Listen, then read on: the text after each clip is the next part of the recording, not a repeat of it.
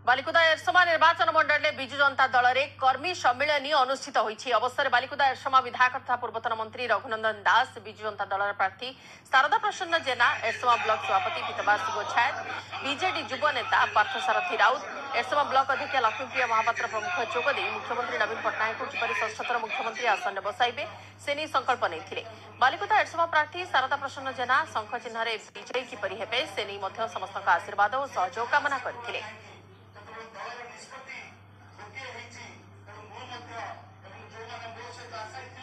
माननीय नेता मुख्यमंत्री श्रीयुत नवीन पट्टनायक जो निर्देश रहा बा जो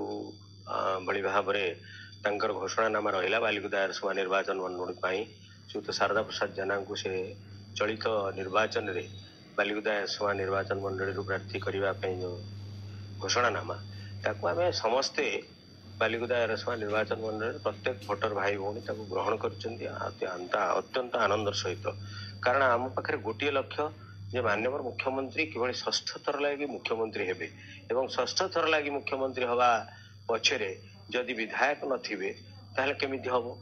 तेणु से गोटे कथा को केवल आखि आगे रखी आमे समस्ते विधायक टी निर्वाचित करबा पई नुआ प्रार्थी हूँ पुराणा प्रार्थी हूँ आम समस्ते एकाठी होइछु एवं एकमत हो शारदा प्रसाद जेना को आहुरी अधिक भोट विजयी करी आमर जो पूर्व